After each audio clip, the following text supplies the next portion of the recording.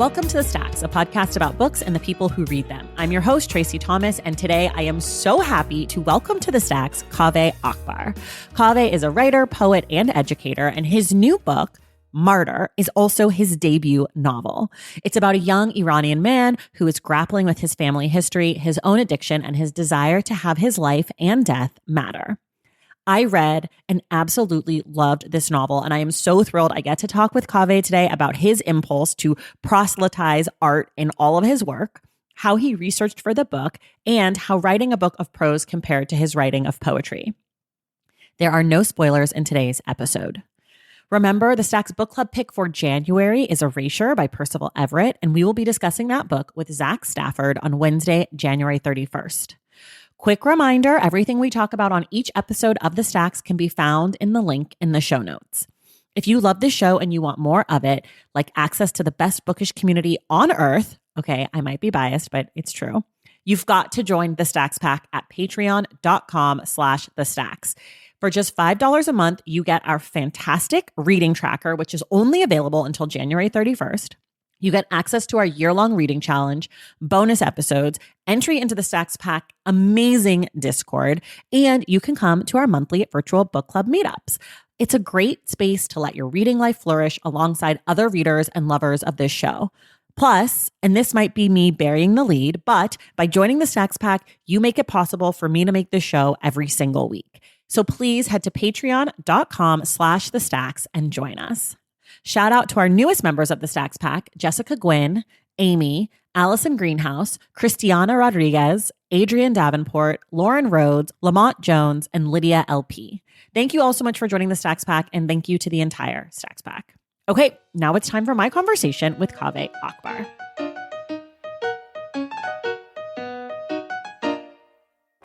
All right, everybody, 2024, new year. Same me, except for I already found a novel that I love this year, which is incredible and unbelievable. I am joined today by Kaveh Akbar. He is a poet. He is also the author of his debut novel. It's called Martyr, with an exclamation point, which we will talk about. Kaveh, welcome to the Stacks.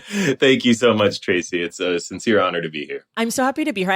We have to shout out Clint Smith because he's the reason I know about your book. When he was on the show, we recorded in March, but the episodes aired in April, and he just casually mentioned, I'm reading this book that's really great. You have to keep an eye out for it. I immediately started my 2024 book I'm excited about list with one book on it because it was very early to be starting the list, but you know, if Clint says it. And so I'm really excited to be here with you now because I feel like I've been like waiting for this thing, and Clint was right. It's good, which I hate to say. I hate for Clint to be right because he's already like handsome and has a great voice and he's a great writer. And then he like also is right. And was a D1 athlete too, don't forget. And was a D1 athlete. And he knows Steph Curry. It's just all the things. Anyways, it's really obnoxious. He's the worst person to be friends with because he's better at everything. Like he's better at his hobbies than you are at your main thing. Yeah, I get that sense about him. But he's at least like kind of like soft spoken about it. He's not like super in your face, you know, like he's not like an asshole about it. No, he's the best. He is one of the great sort of stewards of my learning how to write a prose book. I love that. He had my back at every step of the way. I love that. Okay, so now we've done our Clint Smith, obligatory Clint Smith praise. Now we get to talk about you. 30 seconds or so, tell folks about Martyr. Well, first of all, thank you so much for having me. I'm going to use some of my 30 seconds to just say how much I love the show and how stoked I am to be here. What a surreal thing.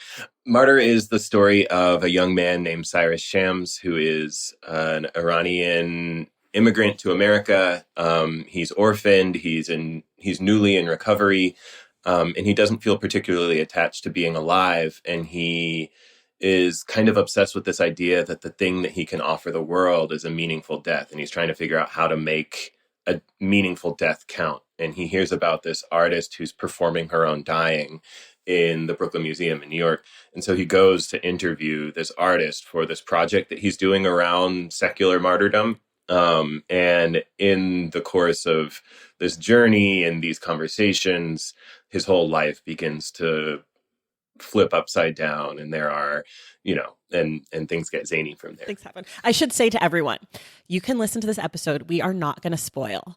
If at any point we spoil, we will make sure we cut it out and you do not hear a single spoiler, because you just got to read the book. Okay, I want to start here with the book. Where did you get this idea for this book? We're recording this before the book has come out, and usually when I interview someone, sometimes I get a chance to hear them talk about the book or talk about the work, but I really haven't heard you talk about it yet, which is exciting for me, but also means that I'm nervous that everything I ask you, everyone else is going to ask you. So I am going to try to ask you some tricky questions, but for now, sure. I just sort of want to know where Cyrus came from in this story, and your interest in martyrs. Yeah, well, I should say too, I haven't really spoken about the book much. We're still a few weeks away from the 23rd. I don't know what that math is, but we're still a ways away from the actual publication of this book. And so talking with you is one of the first real conversations with a reader who's not married to me or, like a dear friend of mine who I've known forever. So, the idea for this book, it actually started with the idea of the artist's performance of her own dying. There's a famous performance by the performance artist Marina Abramovich called The Artist is Present, where she sits in the gallery and people come and sit across from her for a minute and she just makes sustained eye contact with them. And I always thought it would be fascinating for someone with a terminal illness to do a similar performance of their own dying in the space of an art museum, right? In a culture where we are so insulated from death and, images of the dead, and even when we encounter the dead, they're, fully made up, and, they're in their best gowns or their best suits or whatever, and so to actually encounter the dying, right? I always thought that was an interesting idea. And one of the beautiful brilliance of fiction is that it allows you to play out a thought experiment, right? It allows you to sort of enact such an idea without actually having to be literally dying of terminal breast cancer myself, right? And so it began with that. And I actually had this sort of, I've written a trillion drafts of this book and they all start, I handwrite everything. And so the earliest drafts were very sort of, what is it, Tuesdays with Maury? Is that the book where it's you're sat across from the dying person and there it's this sort of oracular, brilliant dying person. Mitch Albom. Yeah. But I realized that there was no real sort of narrative pulse there. It was just sort of a repository for this person to be saying wise, gnomic, oracular things. Yeah. And so in figuring out a way to create a narrative superstructure around that art object, Cyrus, who is now really the protagonist of the book, the center of the book, came into clarity and became the vehicle. Wow. Okay, you said something that we have to go back to. Yes. You write everything by hand? I do. I have thousands of pages of notebooks and notepads and just scrawled. And I'm super unorganized about it too. Oh so I'll be traveling and I'll be writing on a hotel notepad, and I'll be writing on the backs of menus and this and that. And then I'll just, periodically I'll type it up into the computer. But the typing it up into the computer is such an important revision stage for me because, with my hand and it's easy to just make stuff on a page. There's literal sort of kinetic propulsivity. There's literal momentum. Whereas on the screen, you're trying to fine tune everything as you write it. And it makes everything, you're writing in Garamond maybe already. And it looks so sharp and it looks so pretty that it sort of disguises half thoughts as thoughts. So yeah, for me, I have to start everything by hand. This is a thing I've heard other authors talk about the font mattering to them. And it is, for me, a reader and a person who sometimes has to write but truly does not like writing and does not feel precious about it. I'm just how quickly can I turn this in? I have never once considered font. Really? It is so interesting to think that sometimes there'll be a book where one letter is weird and I'm that's such a weird, why is the G so loopy, But I have never read a sentence written a sentence and ever thought let me change this to Times New Roman and see if it feels different or okay, I'm unless it's Comic Sans, you know? Yeah. Like, unless it's just like goofy. I mean, but that's the zenith of the thought, though, right? Is like, imagine switching from Comic Sans to Helvetica or something very stately, Garamond, right? Like that's the zenith of the same thing. And I should also say that I started out in poetry. I mean, my whole life I've spent calling myself a poet. So I think a lot about I'm very sensitive to the field of the page, right? Yeah. The way that the poem as visual object works, you know, just visually entering my, you know, and so a page of, you know, really, really pretty looking prose, you know, the way that Garamond makes anything look, you know, will make Lorna. I don't even know which font that is. I'm going to change my Garamond. notes. Oh, I'm sorry. It's like a Times New Roman. I'm sorry. No, I'm going to look it up and see how it looks on my page. It's a sort of serifed Times New. You'll recognize it when you see it. But oh yes, sure. Yeah. Yeah. Okay. Yes, Garamond. I do feel different about myself. So you can see how saying anything in Garamond will kind of give it this stately veneer. You know? Yes, I'm more of an Arial girl myself. That's what I like Arial. I like to compose in Calibri or Arial just because they feel like neutral. You know what I mean? Like it feels like I'm just seeing, or I like to do first drafts or second drafts or whatever. You know, like the drafts where I'm still very new to the prose and it's very molten. I like to do in Arial or Calibri. Yeah. Since we're talking about how you write, we should just do this section of the episode now at the very beginning. Then we'll go back to the book.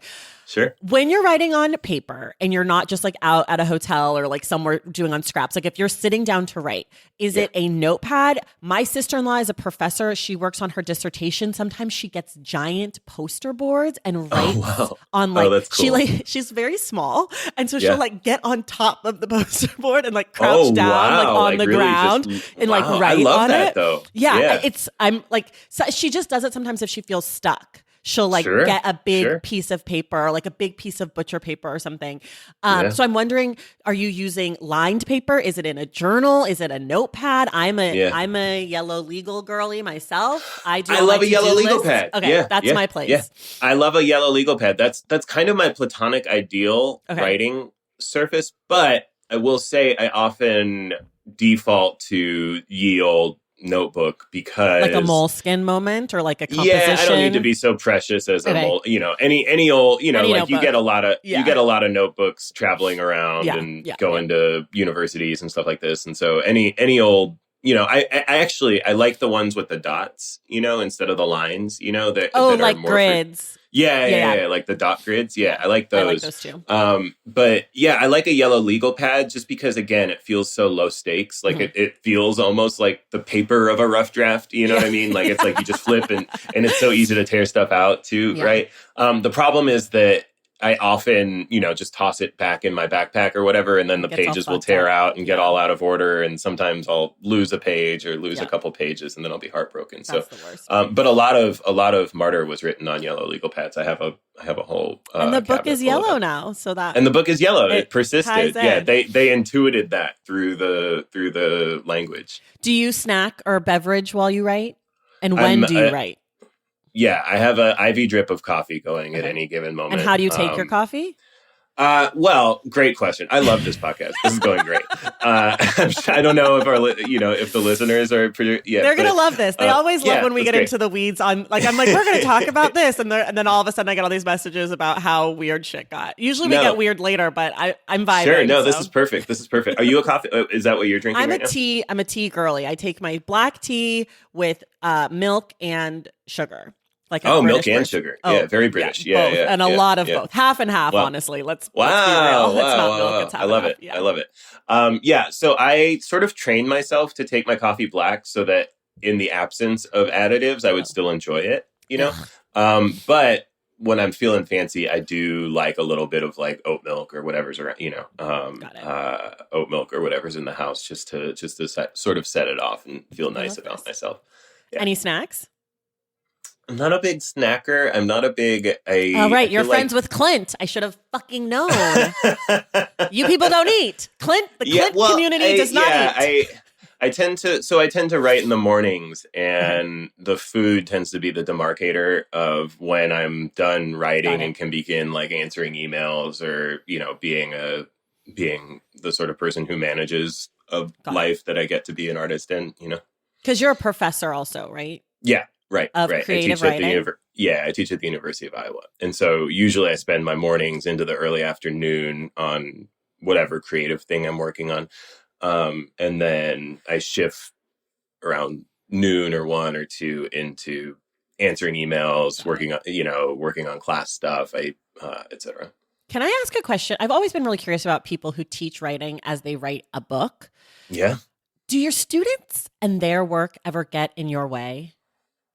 Yeah. So no, they don't. I mean,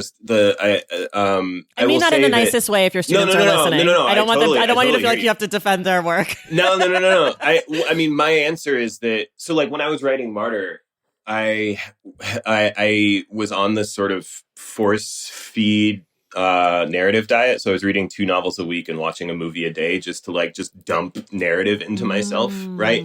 And so I was just broadly kleptomaniacally cribbing everybody. You know what I mean? That, the students' work would indelibly inflect my thinking, but it wouldn't be so. There was never a moment where I was like, ooh, this line, is so, Also, I'm teaching here at Iowa.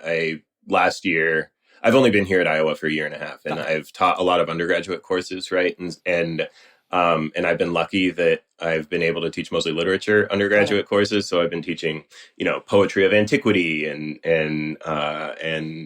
thinking about Mesopotamian and Mesoamerican and Sub-Saharan African poetries and so the texts that I'm teaching tend to inflect the registers of my language more than the students' responses to them. It's interesting to hear that you were consuming a lot of narrative and stuff as you were writing this, because one of the things that I really loved about the book, and one of the things that really stuck out to me, is how many references to other art pieces there are. Like there's a choral opera that's referenced that I was reading the book in the bathtub because that is my favorite place to read. And I had to reach out of the tub and get my phone and play Allegri's Misery. Yeah. And I've been listening to it daily now for the last 3 days since that section through to today. So I think 3 days. And there's so many things that I was looking up as I was reading, or trying to find pictures of, and I had the sense of oh, the author here is very interested in art broadly and the stories behind art, which I thought was really interesting, because it's really not about the song. I mean, it is the scene that is so good. It is about the song, but it's really about the story behind the song. And so I guess the question here, and this is sort of a big question about the book, is how are you thinking about art ownership, or art? Who is the art about? Is it about the artist, or is it about the art consumer, or both or neither? It's such a big question. No. I love it. First of all, I love that you're listening to Allegri's Misery. Also, did you know that Allegri means cheerful? Cheerful's Misery? Yes. And at first, when I pulled up the song on Spotify, it just said Allegri and then Misery. And I was like, is this supposed to be I thought that was the title of the song? I don't listen to a lot of classical music, so I didn't realize that the artist is in the title.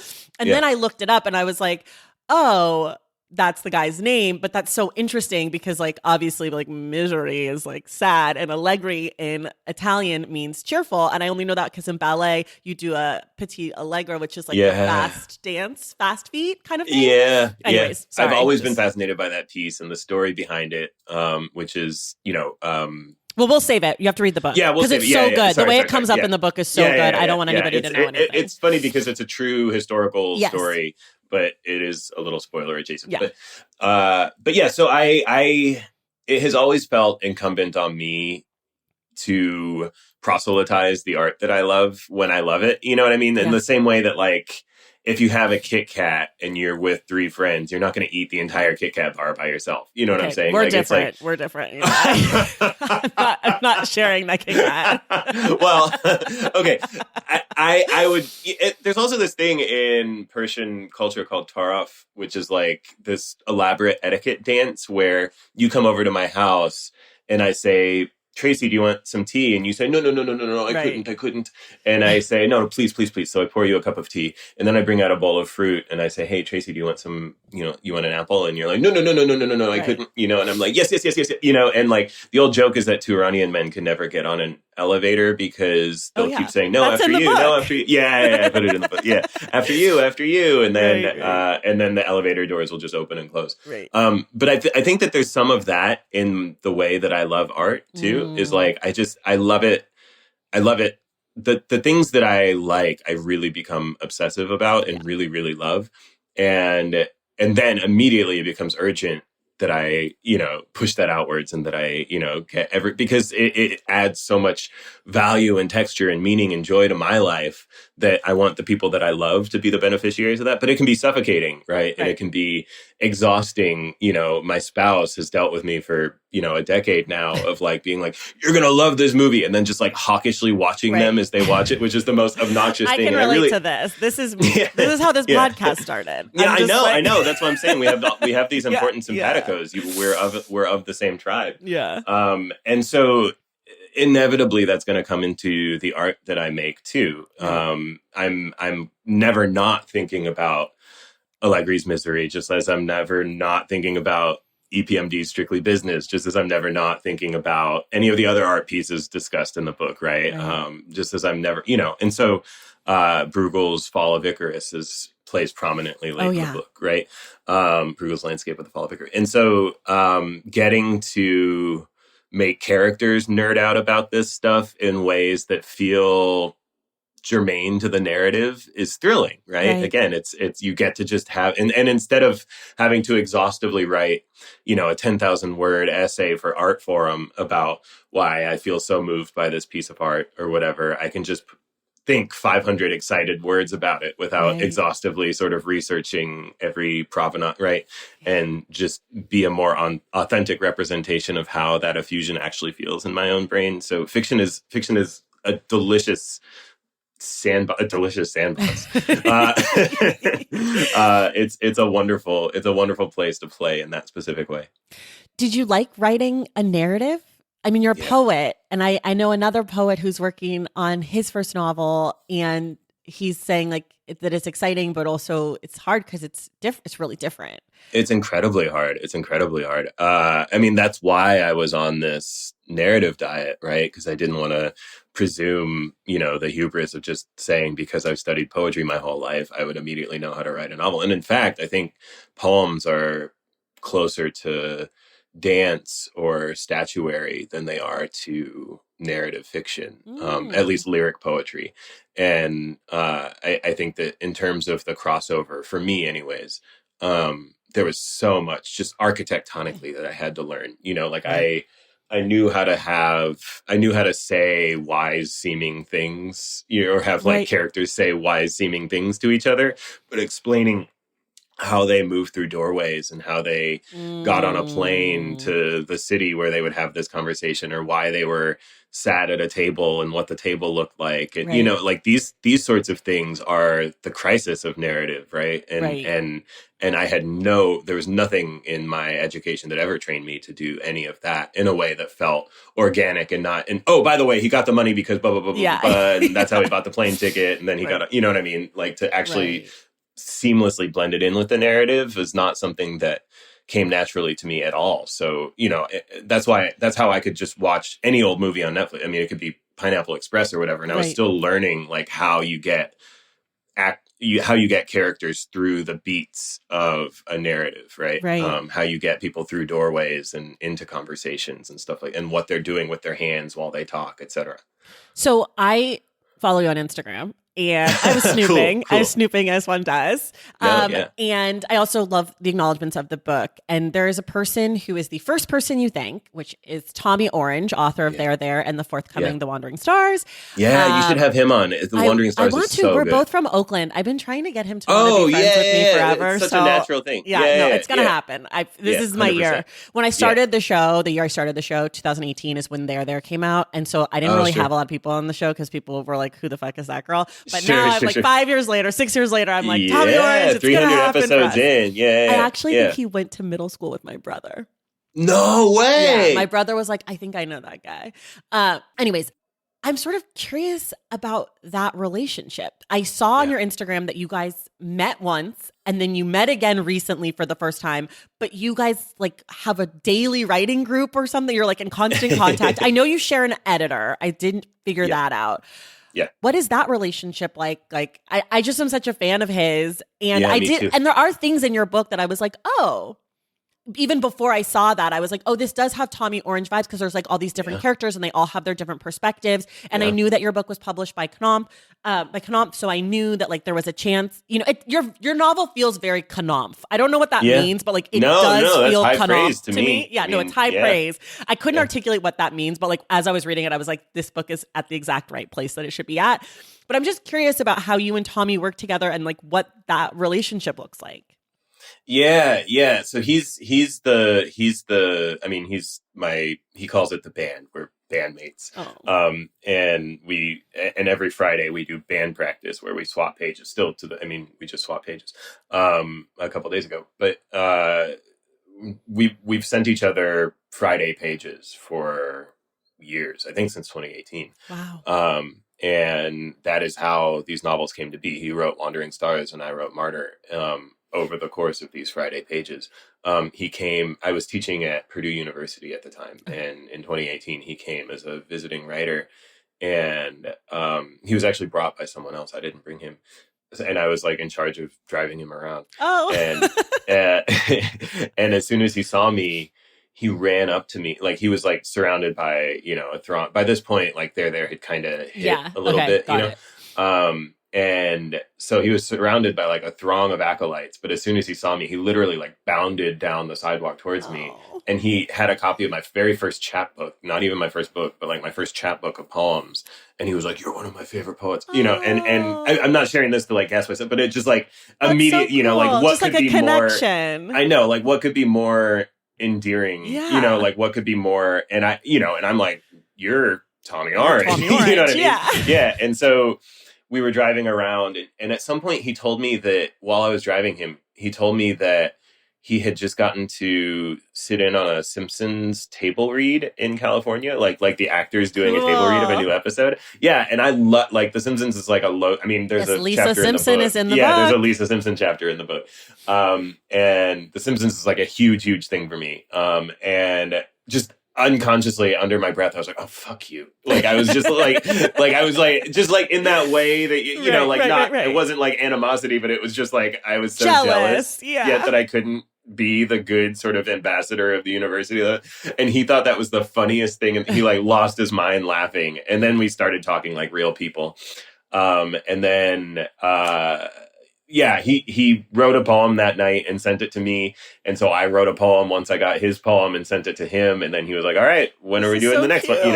Yeah. And so we started writing poems back and forth. And then we started writing pages. And then we started writing characters. And so, he wrote Wandering Stars, which is extraordinary, just absolutely, utterly everything you want. It's like a prequel and a sequel to There. And it's also just this totally new thing. It's if you love There, this is it does everything. I mean, I can't sing its praises enough. But so he's all over this book. Every page of this book Tommy has read a dozen times in a dozen different forms, in a dozen different drafts. He's probably read, this book could have been, 1,500 pages if I wanted it to be, if I just put everything that I'd written into it. Thank God it's not. I know. Because we wouldn't be having this conversation. I know. I mean, that's part of the game, right? Part of the game is figuring out how to tell a story in a way that the reader will actually take in. Richard Pryor said he wanted to get you laughing so that your mouth would be open so he could pour the poison down, right? And I think that like that understanding of delighting the reader, actually like recognizing that the opportunity cost of them reading a book that takes 10 hours or whatever to read is like, you could learn enough French to like order in a restaurant off Duolingo in 10 hours. You know what I mean? Like you could watch a season of any, the opportunity cost of reading a 10-hour novel is so great that like, I'm very, very cognizant of that at every moment, and so I wanted it to be as compact and irreducible as possible, which doesn't mean there's not like flights of imagination and, you know, fun and play, but I wanted it all to feel necessary. Right. Yeah. And so there's so much cut from it. But I say this to say Tommy has read, you know, all that other stuff. Yeah. Tommy has read like, you know, five Martyrs back to back to back, you know. Well, I will say how I have been describing this book to people is like, this is one of the most enjoyable reading experiences that I've had. Like, I've just really, cool. I really enjoyed, I love your sentences and I love Cyrus. And like, it's like sad and dark, which I love, but it's enjoyably sad and dark. And it's also like funny and like, kind of like got a little attitude, not like a bad attitude, but like a little bit of an attitude. Yeah. Sure. And since you said this, I'm just curious now, what is not in the book that you wish could still be in the book? Oh, I mean, there's so much. None of it that I wish could still be in the book, because I think that the book really is like the correct reduced package, right? But there are so many more dreams that aren't in the book, right? There are so many more dream sequences. I don't think it's a spoiler to say this. Cyrus, the main character, he has the way he helps himself like go to sleep is by like taking characters or people in his life and like creating scenes for them as he's like nodding off, and they sort of become these dreams that he's like maybe controlling but also just like observing. So there's one between Lisa Simpson and his mother who has died. There's one between his imaginary brother and Kareem Abdul-Jabbar, and they're these sort of like weird little interlude type things. So there is an interlude, so it's not that, but it's like these like dream. There's also an interlude. These like dream sequences that are also maybe like semi-conscious. It's like that space where you wake up early and then you can't quite fall back asleep, but you start thinking about like your to-do list. But then all of a sudden you're like at school, and then you're like, wait, but I have to walk the dog. It's like that weird space. That's what we're talking about, the dreams. Yeah. So there's more of those. Yeah, so there are these weird little scenes that are, and it's a way of getting to know the characters, right? They were for me early on just a way. It was almost like an exercise, you know, so that I could get to know who some people make like a character bio sheet, and right. Cyrus Shams is 6'1", he's got brown hair, whatever, you know, and I sort of did these little dream sequences. So there are those. I mean, there are Gabe, the Cyrus's sponsor in the book. Oh yeah. There are scenes with him that ultimately were cut from the book. Scenes with him and Z actually, and Gabe's son, like at a diner. I make zines, like I make little. It's nice to like have a creative practice that's not attached to how I buy my dog's food. Right. And so I one of the things that I do is like paint and make little zines and stuff. And I did there's like a diner scene with them, and I put that into the zine. I'll make sure to send you one too. Oh, cool. But just little sort of riffs and ideas, and there's more of sort of flashbacks to Iran, and there's an uncle in the book, and there's more uncle. Oh my God, the uncle is my favorite part of the whole book. Yeah, he's I dream about him, which is maybe not a very sexy thing for an author to say about a character. It's also like a made. Very dark dream. Yeah. Well, that's the funny, I speaking of our friend Clint, you read Ross Gay with him, right? And I think I think that what your conversation got so right, and what a lot of people miss about his work is that he is so brilliant. People are like, oh, he's such a joyful poet. He's such a delightful poet, or a poet of gratitude. But it's always gratitude made wise by having known grief. Yeah, right? It's tied always to grief deeply. Yeah, there's always like the sick father in the room, or the sick world in the room, while there is, which makes the grief. I'm getting goosebumps talking about this because his work means so much to me. But and that is if the book is, the book is obviously about serious themes. It's about addiction and wanting to kill yourself and wanting to make meaning out of a life, and death and heritage and art. But one can be consumed by all of those things and still enjoy making out with their boyfriend. You know what I mean? One can be consumed by all of those things and still enjoy a movie or a concert, Right. And I wanted that sort of braided essence to be the case throughout the book. And so, I hearing you say that it was enjoyable to read. I mean, that's everything to me. That no joke. That's the most gratifying thing in the world to hear. Oh, yay. Well, it was. Okay, wait, we're going to take a quick break and we'll be right back. Valentine's Day is upon us and I've got love on the brain. Love for books. Duh, of course. Hello. Did you forget what podcast you're listening to?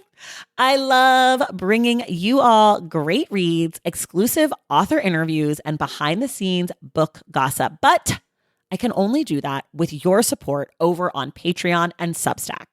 Our Stacks Patreon community, also known as the Stacks Pack, is where you can go for book club meetups, a private, very active Discord, and a year-long mega reading challenge to help you achieve all your reading goals. Plus, you also get that monthly bonus episode. Now, over on the Substack, you can subscribe to my newsletter, Unstacked, where I keep the book conversations going. I also give you a healthy dose of sports and pop culture, definitely some hot takes happening over there. And again, that bonus episode. If you don't have a few dollars to spare, don't worry. There are free options on the Substack and the Patreon to get you a little extra Stacks magic. Making this podcast is a total team effort, and by supporting my Patreon and my Substack, you allow me to support my amazing team that makes the show possible every single week. So if you or your friends are looking to meet other book lovers and support this indie podcast, come hang out with me on Patreon, Substack, or both. I would love to have you. And since we're talking about love, you can gift subscriptions to the Patreon and the Substack for that special reader in your life. For the Stacks Pack, head to patreon.com/thestacks. And for the newsletter, head to tracythomas.substack.com. And also, there are links to both in the show notes. Okay, see you in the Stacks. Okay, we're back. I have some more questions about the actual book itself. And is the uncle's job in the military, is that real or did you make that up?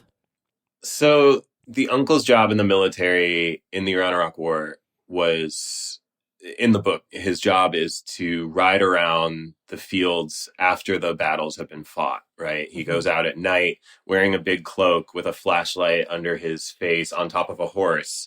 And his job is to just ride around. And these dying men who've just given their lives in this battle, who aren't quite dead yet, will see this hooded rider with an illuminated face holding a sword. He also has a sword, and believe him to be the angel of death. Or, in some ways, he's there to validate their belief, that they have died for a righteous cause. And right? so that they won't kill themselves, because if they kill themselves, they will not get to go to great hereafter. Right, because in lots of Islamic theology or in lots of Islamic beliefs, if you kill yourself, even if you're already dying, even if you're dying on a battlefield, you don't get to go to heaven, right? And so he's there to sort of bolster their resolve to die nobly without accelerating. And so, it's the whole book at large is thinking about Cyrus wanting to kill himself, right? And so there's this sort of mirroring. With regards to that job being reality, my father was in the Iranian army, as were all of his brothers, and I was working on this book early stages, as you can imagine, and I knew so they would give the infantry, the grunts, keys to wear around their necks that were like, they would call them keys to heaven, right? Oh. The idea being that these infantry were so sort of expendable, right? But they should be thinking of they were definitely going to die, so you need this key. 100,000%. Yeah. It was the first war since World War I to use human wave attacks. In other words, like instead of like clearing a minefield, slowly and deliberately of each mine, you just threw out like a wave of men to clear the field and then throw out the second wave, And so they would go into battle wearing these keys around their necks as keys to heaven. And I was writing about that, and I asked my dad the word because they had a name, and I asked my dad what those keys were called. And as he was telling me, he also told me then that each battalion had one of these soldiers, right? So it was real. Well, you embellished it, but this idea is... Yeah, I mean, again, like in my dad's consciousness, and again, my relationship to my dad is Got it. complicated Okay. and, you know, like all of our relationships with all we of don't our have to parents. do that. But yeah. No. I'm just saying, like, in my dad's consciousness, Yeah. you know, what he shared with me was a version of this thing. And I as you can imagine, was instantaneously obsessed with this idea of these men who were like their peers in every way, except they would dress up as the angel and go out at night and comfort the dying and encourage them to die bravely and not to accelerate their dying in any way, right? Yeah. Wow. I sort of was hoping you were going to tell me you just made it up. Sweet. I'm sorry. Well, so again, like but I've assiduously, we're not sure, but the fact lives that in the it lives in the Schrodinger's Valley. I mean, again, like you know, if such a man existed, he's certainly not going to go on American news and talk about it. Right. You know what I mean? Right. And Iran isn't going to say that they had such a man do it. Right. And there's no way to prove that such a man didn't exist, right? You know, and so it just sort of lives in this Schrodinger's Valley of possibility. Okay, as I mentioned, I was on your IG stalking you, and on one of your posts of, I think maybe when you got the arcs of these books, you said something along the lines of like, this book isn't by you or of you, but that it is you, and I'm curious, what do you mean by that? I mean, I told my spouse this when we got the final copies of the book too. They were holding it and they were sort of like, "How do you feel?" And I really do. I mean, it's going to sound like I'm joking, but I really do feel like with the AI that we have right now, today, like if you just fed this book to that AI and then like put that into like a talking mannequin or whatever, like it could be like 85% of hanging out with me. You know what I mean? Like my spouse, like if I ever die or whatever, like my spouse can just feed this book into an AI mannequin and like just kick it with me. I mean, I don't know that they would necessarily want to do that. Yeah. Right.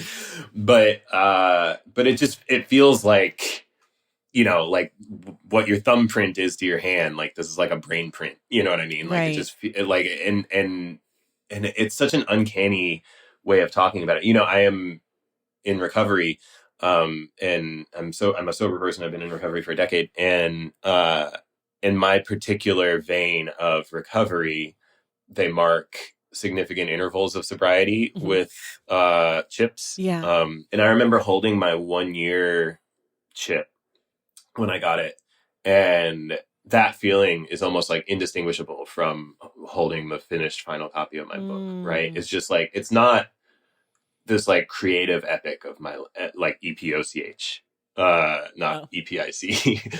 Is that pronounced epic? Epoch? I don't know. Whatever. Listen, I don't know. BIPOC? Who knows? It's hard to know for sure. There's so many words that I know on the page that I never have occasion to say, but it's not this creative pinnacle. I mean, it is a creative pinnacle. It is the creative pinnacle of my life, but it really feels like the sort of like psycho-spiritual culmination of like every meeting that I've ever sat in and every, you know, every newcomer that I've ever helped and every, you know, every prayer that I've ever prayed. You know what I mean? Like it feels like the culmination of my sort of psycho-spiritual self more than it does a culmination of my creative self, which again, I know it sounds like so sort of woo woo and pie in the sky and sort of pinky in the air and like I'm flattering myself, but it just, I can't.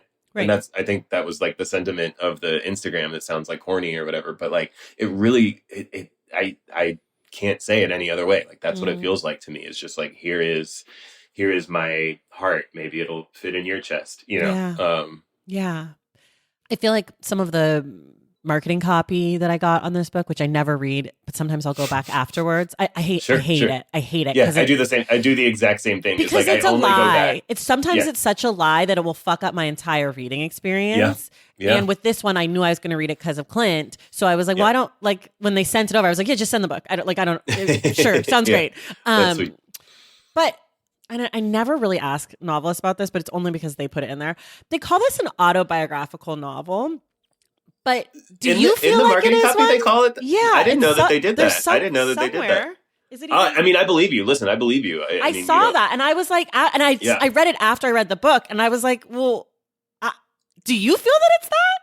I mean, I've spoken about this with other people at Knopf too. Is like I feel like I relate to Orchida, the artist, or the Arash, the uncle, as much as I do Cyrus. You Yeah. know, there are certainly superficial details of Cyrus's in my life that have symmetries. You know, I'm an Iranian American poet in recovery. But so are there symmetries with Arash and Right.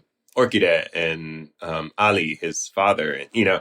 And so it's autobiographical in that, of course, it's all Sure emanating from my singular unprecedented consciousness, Got it. and everything that I do in language passes through the filter of my experience. But I didn't set out to have Cyrus be an avatar for me or have some hidden set of symbols or shibboleths that would reveal something autobiographical to the world about myself. I didn't get that sense, but I was like, I gotta ask him because I didn't get that sense. But like, maybe I just couldn't find anything about you online. I don't know. And that's no shade to some of my favorite writers do brilliant autofiction.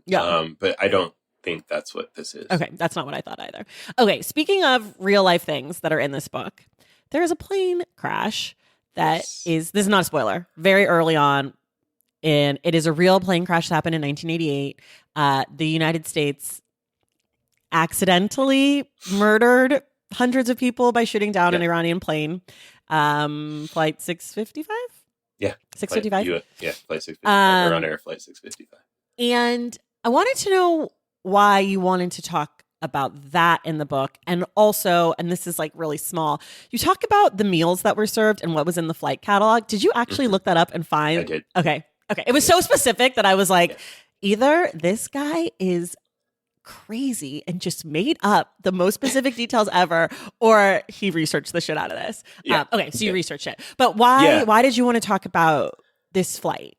Yeah, so in 1988, a U.S. naval airship shot a civilian Iranian airliner out of the sky over the Persian Gulf, and 290 people on board were murdered, including 66 women and children, and nobody knows about it. You know, nobody in America knows about it. In Iran, they literally put it on postage stamps. Like, I have an Iranian postage stamp, like, commemorating this disaster or honoring or memorializing this disaster, right? The same way that, you know, we have 9/11 on postage stamps. Yeah, exactly.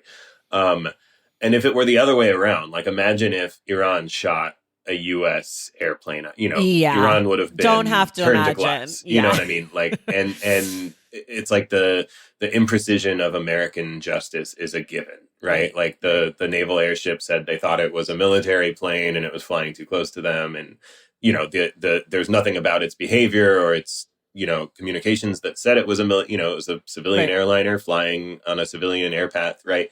And that number 290 is, I mean, I'm thinking about the same thing now in Gaza and in Sudan and in Congo and in Ukraine, right? Like, we see these numbers every day, and 290 people killed on this flight.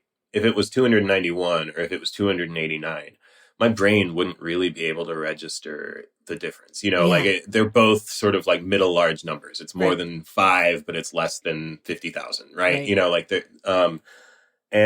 but that difference, that one person's difference, is this entire book, right?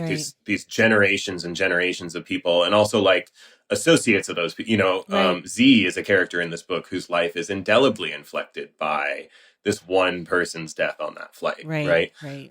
And I wanted to give the texture of individual narrative to a collective grief, right? And you know, because that's what fiction can do. Because if you see that one of those 290 lives is felt this deeply across this many generations by people so far removed from that one person, like Zbigniew Youth Ramadan Novak, this Polish Egyptian immigrant who has nothing to do with Iran, you know, but his life is indelibly impacted by this death that happened 30 years before his birth, or 30 years before the actions of the novel. You see that one life, and now extrapolate that outwards, 290 times, right? Or however many times, you know, and that is the sort of political exercise that I'm really, really interested in, right? And for myself, right? Like, I struggle to make meaning of these abstract numbers, right? But when they are lent the texture of individual narrative, it clarifies the magnitude, right? So if the only thing a person walks, if someone's like, I hate this book, but now I will always remember that in 1988, a U.S. naval airship shot Iran Air Flight 655 out of the sky, then that's a rousing success for me. You know? Yeah. Yeah. Wow. I'm going to do just like an insanely hard shift. Sure. Yeah. You said you don't know the difference between epic and epoch pronunciation. I think I did it right. I don't know. What about a word that you can never spell correctly on the first try? Oh my God. Restaurant. I always forget where you're in the restaurant club. Yeah. Oh, is that a club? It is the most elite club. Jason Reynolds, Angelina Jolie. Wow. Quentin Tarantino. Wow. And then others that I can never remember. Sure. But like many people are in that club. It is probably the most said word. And I'm a person who cannot spell. Like a truly horrific speller. Yeah. I can spell restaurant. No fucking problem. Amazing. Restaurant is like the only word I can spell. Yeah, I can never remember where the AU goes. Yeah. I know that an AU exists in it, but who knows? And like bureaucracy is another one. Oh, that I could never do that. Just like a puke pile of vowels somewhere in there, and it's just like pure luck if you get it right. Yeah, if you get it right. That's so true. Yeah. I'm just a little bit curious about what things that you were reading or watching when you were preparing for this, as you mentioned, that like stick out to you as having been particularly formative or like helpful. Yeah, Tommy Orange's There is huge for me, both biographically, like in terms of my life, bringing me in touch with Tommy, who's now one of my best friends, but also just creatively, aesthetically, in tricking you by creating such a delicious narrative that you don't even notice that he'll go 2 or 3 pages of just thoughts about the world. You know, like he'll just be like, here's what I think about art, or here's what I think about death, or here's what and it'll just be like a little essay, a little treatise on dying, right? But because it's in this narrative package, you don't even notice he's doing it, right? And that, I mean, this whole book is basically just cribbing him in that respect, right? Is like it becomes this incredible way to just figure out what I think about stuff, and then take antagonistic positions from what I think just to sort of ventriloquize them and make the sock puppets argue with each other. Right. So that is a huge influence on me. There's also this book by Nicholson Baker, who is a big person for me. He's this incredible writer of ferocious, granular observation, like the eccentricity of the way that he looks at things is so specific and delicious. I love that. And and he had this book called Checkpoint that I read in high school, and the whole book, I think it was published in 2004, 2005, thereabouts. And so it was right after 9/11, right after we went to war with Iraq, right? Despite Iraq having nothing to do with that, Nailed it. And and the whole book, all of Checkpoint, is just an ethical conversation sat in a room with this guy who is deliberating whether or not to assassinate George W. Bush. And, and the ethics of assassinating George W. Bush. He's like, I mean, he's killing a lot of people over there, and I would just be killing him and myself. So like, is that an ethical good thing? And that, I read this like when it came out. So, I was probably, 14, 15. Got it. But I remember it feeling so radical to me. I remember it feeling like the Anarchist Cookbook or something. Like I needed to hide it under my mattress, because I was this Iranian Muslim kid who had this book about assassinating George W. Bush. And I read it and reread it. And I was like, oh my God, you're allowed to admit that you're thinking about the ethics of something like that, and again, I didn't start Martyr until 15 years later, right? Start working on Martyr in earnest, and it's not going to come out until 20, or I don't know the math, whatever. But it's a long time between these events. But I think about that, planting the seed of like, this book, I think there's a part in this book where Cyrus talks about the ethics of kidnapping a conservative Supreme Court justice or something like that, right? And it's like, I don't know, like it feels like the net bad would maybe be worth it. And the idea that I'm allowed to write that sentence in a book is utterly radical, still feeling to my mind. You know, I talk to my students a lot about risk, you know, and I think that, you know, there's a place for the kind of risk that says, you know, what drugs you snorted off of what surface or what sex acts you committed in what place, right? But there's also the kind of risk that's just like saying the really scary thing when you're, you know what I'm saying? Yeah. The thing that could actually get you in trouble, the thing that could actually have people, you know, June Jordan has a poem where the first line is, what if every time they killed a black boy, we killed a cop? Right. And she would read that in front of groups of, you know, and this is decades ago, you know, before, you know, even saying it now on a podcast feels a little like, ooh, you know, but that feels like risk to me. You know what I mean? That feels like you're actually advancing something that could be taken away from you. You know what I'm saying? And I'm interested in artists like that who are really sort of putting something on the line. Yeah. I love that. I told you at the beginning, I don't even know if I said this on air, but I might have said it before, that I was going to ask you a personal question that wasn't that personal, but was exciting to me. And we don't have that much time. So I have two questions. One of them is, you are a poet in community with some of this show's favorite poets. You are friends with Hanif and Clint. And in the book... They're both in the same group chat, actually. Oh my God, I want to be in the chat. Hello. I guess the first rule of the group chat is you don't acknowledge. Don't tell who's in the group chat. Yeah, sorry. Anyways, I have my own group chats. Don't worry, you'll be jealous too. But in the book, basketball comes up a lot. Yeah. And I know some other poets who are also really into sports. Are you a basketball guy? And who is your team? Guy. The Pacers? No, I'm actually a Milwaukee Bucks guy. I've been a Bucks fan since because we moved around a lot. So now it's a good time to be a Bucks fan. But but it's the first. I mean, I grew up watching like the Sam Cassell, Ray Allen, Glenn Robinson, even the Vin Baker Bucks before that. I'm a Warriors fan. It's a funny time to be a Warriors fan. Well, now it's gotten really interesting. But it used to be like hell, and then it was like, this is the greatest thing ever. Yeah, and now it's like you're at the tail end of a really incredible. I mean, this is like a life-defining run. I mean, we're sort of in a similar boat where like Giannis is the best player who will ever play for my favorite team in my lifetime. Yes, you know what I mean? Like, there's no one. You know, there's never going to be a Warrior who's drafted by the Warriors who's going to be a more important player than Steph Curry. You know what I mean? Like we're living in the peaks of our franchises right now, right? So I'm trying to like absorb it all and take it all in. You know, like Clint actually took me to. He was speaking.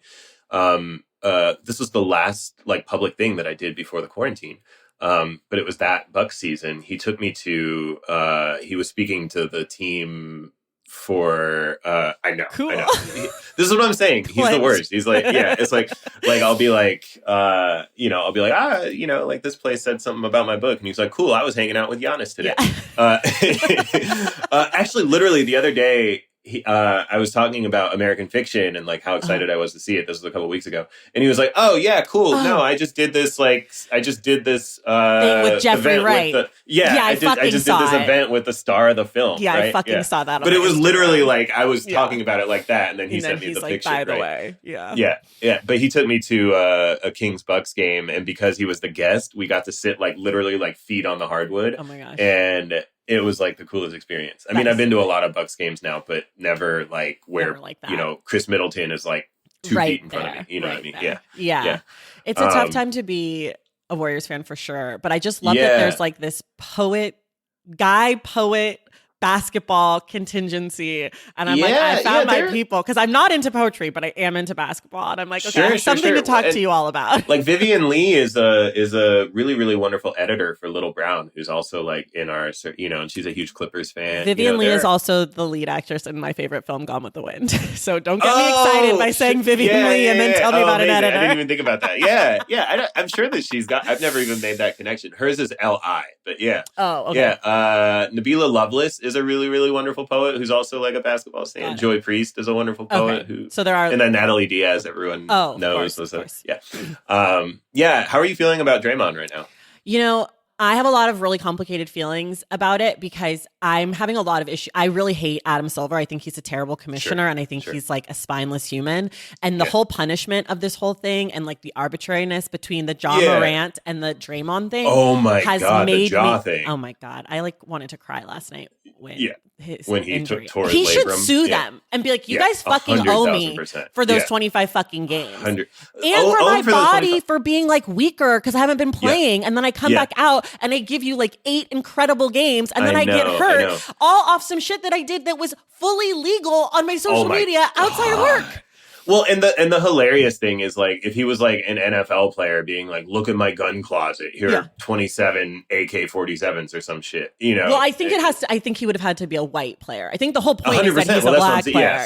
Like if he was like a black quarterback, it wouldn't have been any different. But the whole like Ja Morant punishment and then trying to justify whatever they do to anyone else based off the arbitrariness of that has made this whole Draymond thing really frustrating for me because I'm like, if you want to punish him for something that he did during his work job that is against the rules of the job, which I understand, of the work job, it's against the rules. So I get that. Like, you super shouldn't do things. But if that is something that he's done, then you as the institution that is punishing him, you should have some guidelines about what you're going to do. The indefinite suspension, if it's a thing, like, do you know what I mean? It's like, I absolutely know. I feel exactly the same way. In your little handbook. Hey, if you keep hitting people or choking out players that everyone hates and nobody wants to defend or whatever, then you're going to get 10 games or you're going to get 15 games. But saying it's like indefinite, first offense is like a fine, second offense is 1 game. Yes. But there should be rules. Sheet or something. Because now I'm like, okay, well, is what Draymond did actually less bad than what Ja Morant did? Yeah. So I'm having all of those feelings. No, I feel exactly the same. I've always loved, like, I love those sort of undersized players who are just like all over the court, like diving after every. So I've loved. I also love Draymond. My favorite kind of athlete is the villain. I love a villain. Like I like Steph Curry because he's great, but I'm like, he's fine. Yeah. Like, Steph Curry is like the rich man's Russell Wilson in terms of just being who is my least favorite black athlete. Well, it's just like that sort of like everyone likes me and I'm kind of neutral about, you know, like Steph Curry actually has thoughts and ideas. Yes. And Steph Curry is can be like a little chesty sometimes. Oh, Russell Wilson is not like when the games matter. When the games matter, Steph Curry gets more than a little chesty, which I love. I mean, like I say this, you know, like I love that competitive streak when he lets it out. But he's also like very clean he's cut. A sweet guy. Like you understand that constitutionally, like he would have your back, you know. But I too, like Montrezl Harrell was one of my favorite players ever, and now he's like basically out of the league for the same sort of vibe, you know, like he was just like he's like a little undersized but diving after every loose ball and, you know, all this. Okay, last question. If you could have one person, dead or alive, read Martyr, who would you want it to be? Oh my God. Wow, I was not ready for that. I just in the interest of me not hemming and hawing forever, I'll say Borges. I love Borges so much. He's like one of my Mount Rushmore guys, and just to be able to say that Borges spent time with the thing that I made. I don't think he'd like it. You know, whatever. It's this is about you. It's not about him. Yeah. I just to be able to know in my marrow that Borges engaged with a piece of art that I made would be incredible. If you ask me this question again in an hour, I'll have a different answer. But I should have.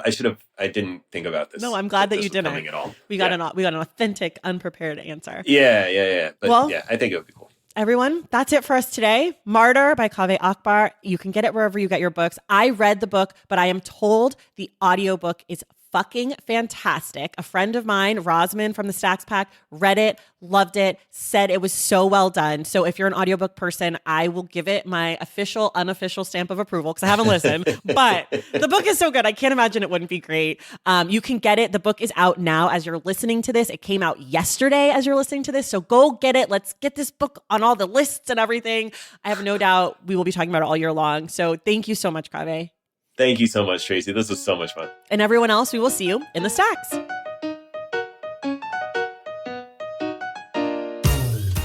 All right, y'all, that does it for us today. Thank you so much for listening, and thank you to Kaveh Akbar for joining the show. I'd also like to say a special thank you to Josie Cals for helping to make this conversation possible. Remember, the Stacks Book Club pick for January is Erasure by Percival Everett, and we will be discussing that book on January 31st with our guest, Zach Stafford. If you love the show and you want inside access to it, head to patreon.com/thestacks and join the Stacks Pack. Make sure you're subscribed to The Stacks wherever you listen to your podcasts. And if you're listening through Apple Podcasts, be sure to leave us a rating and a review.